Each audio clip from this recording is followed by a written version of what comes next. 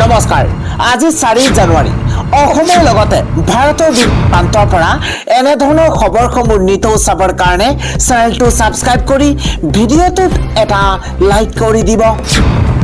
এই মুহূৰ্তত জনাই আছো ৰাতিপুৱাৰ প্ৰথমটো খবৰ। মুখ্যমন্ত্ৰী হৈ থাকিলে হাজাৰটা ফাইল লুকুৱাই দিব পাৰি। হিমন্ত বিশ্বকৰ্মা কংগ্ৰেছৰ বিধায়ক হৈ আলফাৰ সন্দৰ্ভত দিয়া চাৰ্জশ্বিট থানা আৰু কোৰ্টৰ পৰা নাইকিয়া কৰি দিছিল। দুটা ফাইলৰ কাহিনীৰে মুখ্যমন্ত্ৰী হিমন্ত বিশ্বকৰ্মাক কটাক্ষ কৰিছে বিধায়ক অখিল গগৈয়ে। পৰৱৰ্তী খবৰটো হৈছে অমিত শ্বাহৰ আশীৰ্বাদ আছে বাবেই হিমন্ত বিশ্বকৰ্মাই সৰ্বানন্দক লাট মাৰিলে। অসমৰ 40,000 বিঘা মাটি চৰকাৰে আদানী আম্বানীক দিছে। ৰাজ্য চৰকাৰে আদানী আম্বানীক যিমান মাটি দিছে সিমান মাটি খিলঞ্জীয়াক কিয় দিয়া নাই? বসুন্ধৰা মাত্ৰ ৰাজ্য চৰকাৰৰ এখন নাটক। তিনিচুকীয়াৰ হোটেল আৰুমা ৰেচিডেন্সিত সংবাদমেল সম্বোধন কৰি এই মন্তব্য যোৰহাটৰ সাংসদ গৌৰৱ গগৈৰ। আৰু গুৰুত্বপূৰ্ণ খবৰ হৈছে অৰুণোদয় আঁচনিৰ নামত ব্যাপক ষড়যন্ত্ৰখন হৈছে। অগপ BPFৰ আসন কাঢ়ি ল'ব পাৰে বিজেপিয়ে। মুখ্যমন্ত্ৰী হিমন্ত বিশ্বকৰ্মাক দলৰ ভিতৰতে বেয়া পোৱা মানুহ আছে। মুখ্যমন্ত্ৰীৰ মুখত হাঁহি নাই। মুখ্যমন্ত্ৰীৰ ঘৰৰ পৰাই সিন্ডিকেট নিয়ন্ত্ৰণ হৈ আছে। তিনিচুকীয়াত সংবাদমেল অনুষ্ঠিত কৰি এই তাৎপৰ্যপূৰ্ণ মন্তব্য কৰিছে প্ৰদেশ কংগ্ৰেছৰ সভাপতি গৌৰৱ গগৈয়ে। আন এটি নিউজ, অসমত চলি থকা উচ্ছেদৰ বাবেই সম্পূৰ্ণ দায়ী হৈছে কংগ্ৰেছ। TIDFৰ বিধায়ক আমিনুল ইছলামে এই বিস্ফোৰক অভিযোগ উত্থাপন কৰিছে। আমিনুল ইছলামে কৈছে যে TIDFৰ বিধায়ক আমিনুল ইছলামে কৈছে যে অসমত যি উচ্ছেদ অভিযান চলি আছে এই উচ্ছেদ অভিযানৰ বাবে সম্পূৰ্ণৰূপে দায়ী হৈছে কংগ্ৰেছ। আন এটা ব্ৰেকিং নিউজ, আজি জুবিন গাৰ্গ নাই বাবে মুখ্যমন্ত্ৰীয়ে আজান ফকীৰক নস্যাৎ কৰিছে। মই আজান ফকীৰৰ হৈ ক'লে মুখ্যমন্ত্ৰীয়ে হিন্দু মুছলমান কৰি পেলাব। জুবিন গাৰ্গ থকা হেঁতেন মুখ্যমন্ত্ৰীক মুখতে ধৰিলেহেঁতেন। সেইবাবে জুবিন গাৰ্গ ষড়যন্ত্ৰৰ বলি হ'ল। মুখ্যমন্ত্ৰীৰ সাম্প্ৰদায়িক মন্তব্যৰ সন্দৰ্ভত প্ৰতিক্ৰিয়া প্ৰকাশ কৰিছে ধুবুৰীৰ সাংসদ ৰকিবুল হুছেইনে। ইফালে ধুবুৰীৰ সাংসদ ৰকিবুল হুছেইন আন এটা মন্তব্য কৰি কৈছে যে গৌৰীপুৰত কোন মহন্তৰ নেতৃত্বত চলিছে সিন্ডিকেট। ৰাজ্য চৰকাৰৰ আশীৰ্বাদ পুষ্ট মহন্তক লেকাম লগোৱাৰ সাহস নাই ধুবুৰীৰ SP আৰু DCৰ। ধুবুৰীত সংবাদমেল অনুষ্ঠিত কৰি এই অভিযোগ উত্থাপন কৰিছে কংগ্ৰেছৰ সাংসদ ৰকিবুল হুছেইনে। ৰাতিপুৱাৰ পৰৱৰ্তী ডাঙৰ খবৰ, ৰাজ্যত 12 লাখ বিঘা ভূমিত চলিব প্ৰশাসনৰ উচ্ছেদ অভিযান। অচিনাকি লোকৰ বিৰুদ্ধে কঠোৰ হৈ পৰিছে ৰাজ্যৰ মুখ্যমন্ত্ৰী হিমন্ত বিশ্বকৰ্মা। এটা বিগ ব্ৰেকিং এই মুহূৰ্তত, ৰাজ্যত 12 লাখ বিঘা ভূমিত চলিব প্ৰশাসনৰ উচ্ছেদ অভিযান। অচিনাকি লোকৰ বিৰুদ্ধে কঠোৰ হৈ পৰিছে ৰাজ্যৰ মুখ্যমন্ত্ৰী হিমন্ত বিশ্বকৰ্মা। অচিনাকি লোকৰ বিৰুদ্ধে কঠোৰ হৈ পৰিছে মুখ্যমন্ত্ৰীগৰাকী। বেদখলকাৰীৰ বিৰুদ্ধে কোনো কাৰণতে উচ্ছেদ বন্ধ নহয়, উচ্ছেদ চলিয়ে থাকিব। এখনৰ পেছত আন এখন জিলাত চলিছে ইতিমধ্যেই উচ্ছেদ অভিযান। এই পৰ্যন্ত 1,60,000 ভূমি বেদখল মুক্ত হৈছে। বৰ্তমানেও অতি কমেও 12 লাখ ভূমি বেদখলকাৰীৰ কবলত আছে। 12 লাখ বিঘা ভূমি বেদখলকাৰীৰ কবলত আছে। বৰ্তমানেও এই হিচাপ পোৱা গৈছে, বৰ্তমানেও অতি কমেও 12 লাখ ভূমি বেদখলকাৰীৰ কবলত আছে। সকলো বেদখলী ভূমি উচ্ছেদ কৰা হ'ব বুলি মন্তব্য মুখ্যমন্ত্ৰী হিমন্ত বিশ্বকৰ্মাৰ। আন এটা পলিটিকেল ব্ৰেকিং নিউজ, অমিত শ্বাহৰ বাবেই সোণোৱালৰ পৰিৱৰ্তে মুখ্যমন্ত্ৰী হৈছিল হিমন্ত বিশ্বকৰ্মা। এই মন্তব্য কৰিছে গৌৰৱ গগৈয়ে। এটা বিগ ব্ৰেকিং, অমিত শ্বাহৰ বাবেই সৰ্বানন্দ সোণোৱালৰ পৰিৱৰ্তে মুখ্যমন্ত্ৰী হৈছিল হিমন্ত বিশ্বকৰ্মা। হিমন্ত বিশ্বকৰ্মা অমিত শ্বাহৰ বাবেই পিছত মুখ্যমন্ত্ৰী হ'ব নোৱাৰিলে সৰ্বানন্দ সোণোৱাল। হিমন্ত বিশ্বকৰ্মা মুখ্যমন্ত্ৰী কেনেকৈ হৈছে সেয়া অসমৰ ৰাইজে জানে। অমিত শ্বাহৰ প্ৰতি মৰম বেছি মুখ্যমন্ত্ৰী হিমন্ত বিশ্ব শৰ্মাৰ। এইবাৰ ৰাইজ বনাম ৰজাৰ যুঁজ হ'ব। অহংকাৰী ৰজা আৰু অসমবাসী ৰাইজৰ মাজত হ'ব যুঁজ। মোগলক খেদাৰ দৰে অসমৰ ৰজাক পৰাভূত কৰিব অসমৰ ৰাইজে। অমিত শ্বাহৰ বাবেই সৰ্বানন্দ সোণোৱালৰ পৰিৱৰ্তে মুখ্যমন্ত্ৰী হৈছিল হিমন্ত বিশ্ব শৰ্মা। হিমন্ত বিশ্ব শৰ্মা কেনেকৈ হৈছে সেয়া অসমৰ মুখ্যমন্ত্ৰী কিদৰে হৈছে সেয়া অসমৰ ৰাইজে জানে, জনতাই জানে। আমি জনাই আছো ৰাতিপুৱাৰ পৰৱৰ্তী খবৰ। অসমত তৃতীয়বাৰলৈ NDAৰ চৰকাৰ। আহি গৈছে প্ৰথমটো প্ৰাক নিৰ্বাচনী সমীক্ষা। কাক কিমান আসন দিয়া হৈছে এই মুহূৰ্তত অত্যন্ত জৰুৰী খবৰ। অসমত একেৰাহে তৃতীয়বাৰলৈ হ'ব NDA চৰকাৰ। অসমত একেৰাহে তৃতীয়বাৰলৈ NDA চৰকাৰ। আহি গ'ল 2026ৰ নিৰ্বাচনক লৈ প্ৰথমটো প্ৰাক নিৰ্বাচনী সমীক্ষা। বিধানসভা নিৰ্বাচনত অসমত NDA লাভ কৰিব 90খন আসন। অত্যন্ত জৰুৰী খবৰ। বিধানসভা নিৰ্বাচনত অসমত NDA লাভ কৰিব 90খন আসন। বিজেপিয়ে অকলেই লাভ কৰিব 69ৰ পৰা 74খন আসন। ইয়াৰ বিপৰীতে 25ৰ পৰা 29খন আসনতে থমকি ৰ'ব কংগ্ৰেছ। অগপই 8ৰ পৰা 11, BPF-এ 8ৰ পৰা 10খন আসন লাভ কৰাৰ সম্ভাৱনা। অত্যন্ত জৰুৰী খবৰ। পিপুলছ পালছৰ প্ৰাক নিৰ্বাচনী জৰীপত প্ৰকাশ পাইছে এই তথ্য। 15 নৱেম্বৰৰ পৰা 31 ডিচেম্বৰলৈ প্ৰতিষ্ঠানটোৱে চলাইছিল জৰীপ অনুযায়ী AIUDF-এ 2খন, ৰাইজৰ দলে 1খনৰ পৰা 2খন, UPPL-এ 0ৰ পৰা 2খন আসন লাভ কৰিব। AJP 0ৰ পৰা 1খন, CPIM-এ 0ৰ পৰা 1খন আসন আৰু অন্যান্যই পাব 1খন আসন। ইতিমধ্যে সমীক্ষাত প্ৰকাশ পাইছে এই তথ্য। নিৰ্বাচনত বিজেপিৰ ভোট অংশ 39%, কংগ্ৰেছৰ 37%। অসমত একেৰাহে তৃতীয়বাৰলৈ NDA চৰকাৰ। আমি জনাই আছো ৰাতিপুৱাৰ আন এটা পলিটিকেল বিগ ব্ৰেকিং। ৰাজনৈতিক অংকত মিলিলেহে বিত্ততা। সন্মানজনকভাৱে হ'ব লাগিব আসনৰ বুজাপৰা। ডাঙৰ খবৰ এই মুহূৰ্তত। বিগ পলিটিকেল আপডেট এই মুহূৰ্তত জনোৱাৰ চেষ্টা কৰিছো। আসনক লৈ আকুৰগুজ স্থিতিত এইবাৰ অগপ। নিজৰ দখলত থকা সমষ্টি বিজেপিক এৰি নিদিয়াৰ ইংগিত। নিজৰ দখলত থকা সমষ্টি বিজেপিক এৰি নিদিয়াৰ ইংগিত দিছে। ৰাজনৈতিক অংক যেনেকৈ মিলে তেনেকৈ আগবাঢ়িব অগপ। অগপই স্বতন্ত্ৰভাৱে 100খনতেই প্ৰাৰ্থী দিব পাৰে বুলি মন্তব্য কৰিছিল মুখ্যমন্ত্ৰীয়ে। আসন বুজাবুজিক লৈ দলৰ কাৰ্যকৰী সভাপতি কেশৱ মহন্তৰ প্ৰতিক্ৰিয়া। এইদৰে তেওঁ প্ৰতিক্ৰিয়া প্ৰকাশ কৰিছে। কৰ্তৃত্ব থাকিলেই সকলো কাম কৰাটো কাৰো বাবে উচিত নহয়। অগপ বিজেপিৰ মিত্ৰতাক লৈ এইদৰে ডাঙৰ খবৰ আহি পৰিছে। আসনক লৈ আকুৰগুজ স্থিতিত এইবাৰ অগপ।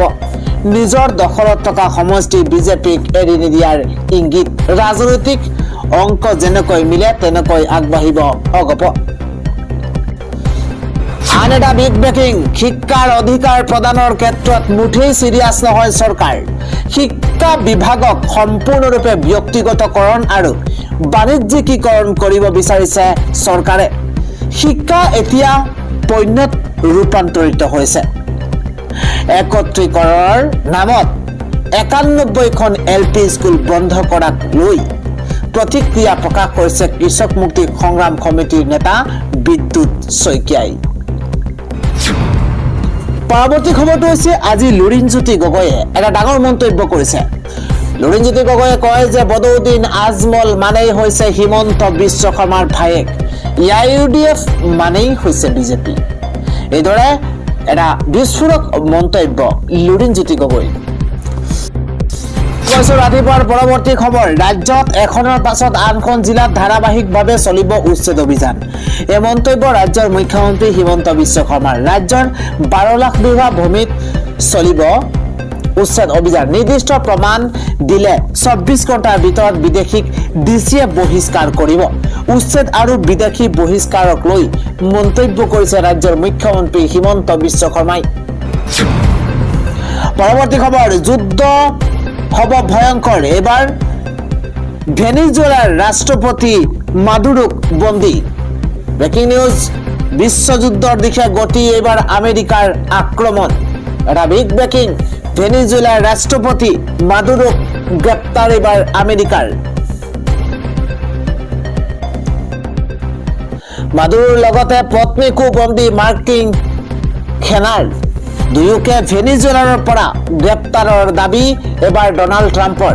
ডাঙৰ খবৰ এই মুহূৰ্তত, আমেৰিকাৰ মিছাইল আক্ৰমণৰ পাছতে সলনি হৈ পৰিছে প্ৰেক্ষাপট। ভেনিজুৱেলাৰ আকাশৰ সীমাত বন্ধ বাণিজ্যিক বিমান সেৱা, জৰুৰীকালীন অৱস্থাৰ ঘোষণা সমগ্ৰ ভেনিজুৱেলাত। দেশৰ জনতাক নিৰাপদ স্থানলৈ যোৱাৰ পৰামৰ্শ দিয়া হৈছে। নিকোলাস মাদুৰোৰ বিৰুদ্ধে চীনেটে ঘোষণা কৰিছে আইনী প্ৰক্ৰিয়াৰ। ভেনিজুৱেলাত দখল কৰাৰ দিশে মাৰ্কিন সেনা। আক্ৰমণৰ পিছতে চীন ৰাছিয়াই মাৰিব পাৰে এণ্ট্ৰি। ভেনিজুৱেলাৰ পক্ষত থাকি আমেৰিকাক কৰিব পাৰে পৰোক্ষভাৱে আক্ৰমণ। বাণিজ্যিক সংকটে ভয়ংকৰ ৰূপ ল'ব পাৰে সমগ্ৰ বিশ্বত। জনাই গৈছো পৰৱৰ্তী খবৰ, শ্যামকানু মহন্তৰ ফ্ৰিজ কৰা বেংক একাউণ্ট খুলি দিবলৈ আদালতত আবেদন দাখিল। এইবাৰ শ্যামকানুৰ অধিবক্তাৰ। শ্যামকানুৰ অধিবক্তাই এবাৰ শ্যামকানুৰ ফ্ৰিজ কৰা যি বেংক একাউণ্ট আছিল, সেই বেংক একাউণ্ট খুলি দিবলৈ আদালতত আবেদন দাখিল কৰিছে। পৰৱৰ্তী পলিটিকেল ব্ৰেকিং নিউজ, কপাল ফুলিব বিজেপিৰ 22গৰাকী নতুন নেতাৰ, কিয়নো 2026ত প্ৰাৰ্থিত্বৰ সম্ভাৱনা। ব্ৰেকিং নিউজ, 2026ৰ নিৰ্বাচনত প্ৰাধান্য পাব নতুন লোকে। কপাল ফুলিব পাৰে বিজেপিৰ 22গৰাকী যুৱ নেতাৰ। এটা বিগ ব্ৰেকিং নিউজ, পুৰণি বিধায়কৰ নাম নকটাকৈ নতুনক প্ৰাধান্য দিয়াৰ চৰ্চা। পুৰণি বিধায়কৰ নাম নকটাকৈ নতুনক প্ৰাধান্য দিয়াৰ চৰ্চা চলিছে। 103টা সমষ্টিৰ ভিতৰত 22জন নতুন নেতাক টিকট দিয়াৰ সম্ভাৱনা আছে। যোৱাবাৰৰ তুলনাত নতুন সমষ্টি হোৱাৰ বাবেই হ'ব পাৰে নতুন সিদ্ধান্ত। অন্যহাতে সকলো বিধায়কেই যে টিকট পাব তাৰ নিশ্চয়তা নাই। জনপ্ৰিয়তা হ্ৰাস হোৱা মন্ত্ৰী বিধায়কৰ নাম কৰ্তন হোৱাৰো ইংগিত দিয়া হৈছে। ভোট কমিটিৰ পৰা ৰাজ্যিক কমিটিলৈ আহিব দীঘলীয়া তালিকা। এটা সমষ্টিৰ বিপৰীতে 3ৰ পৰা 4টা নাম যাব কেন্দ্ৰীয় কমিটিলৈ। এটা সমষ্টিৰ বিপৰীতে 3-4টাৰ নাম যাব কেন্দ্ৰীয় কমিটিলৈ। কেন্দ্ৰীয় কমিটিৰ সিদ্ধান্তই হ'ব চূড়ান্ত সিদ্ধান্ত, য'ত মুখ্যমন্ত্ৰী ৰাজ্যিক সভাপতিৰ নাথাকিব কোনো হস্তক্ষেপ।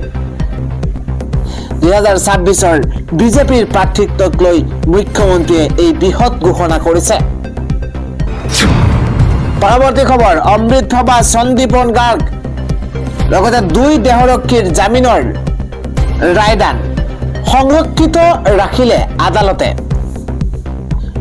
অহা 17 জানুৱাৰীত জামিন অথবা জামিন নাকচ সন্দৰ্ভত আদালতে দিব ৰায়দান।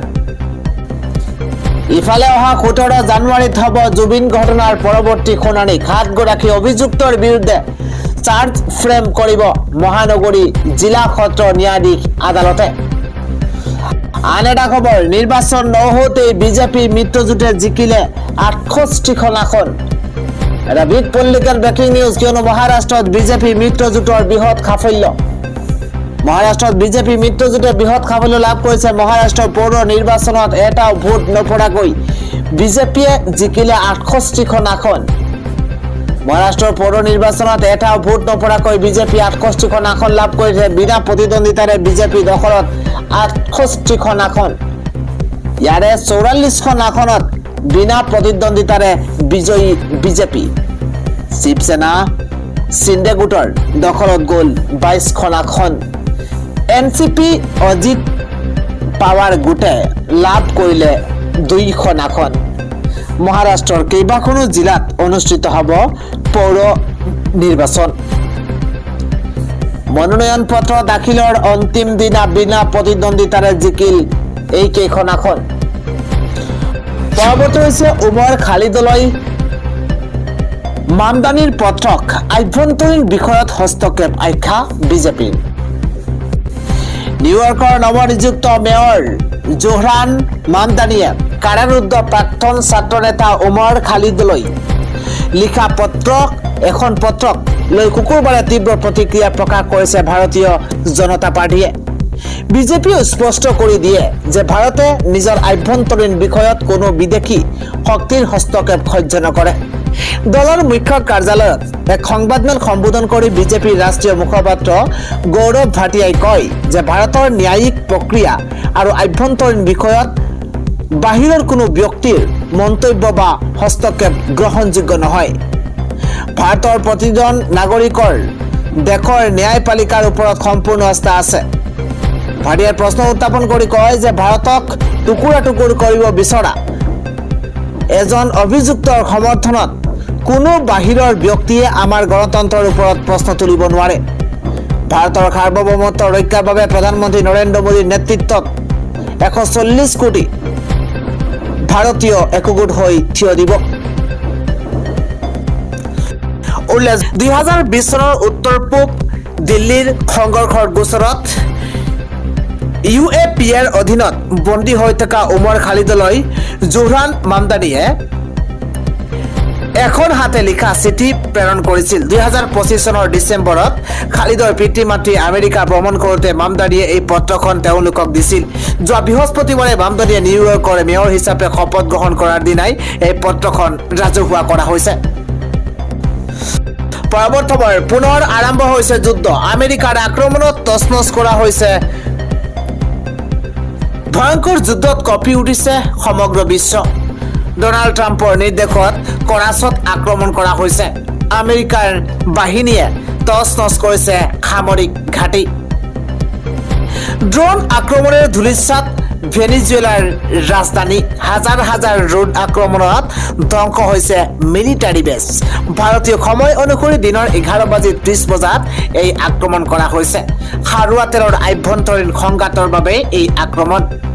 দীৰ্ঘদিন ধৰি আভ্যন্তৰীণ মতানৈক্য আছিল আমেৰিকাৰ আক্ৰমণৰ পাছতে অন্ধকাৰ হৈছে সমগ্ৰ ভেনিজুৱেলা।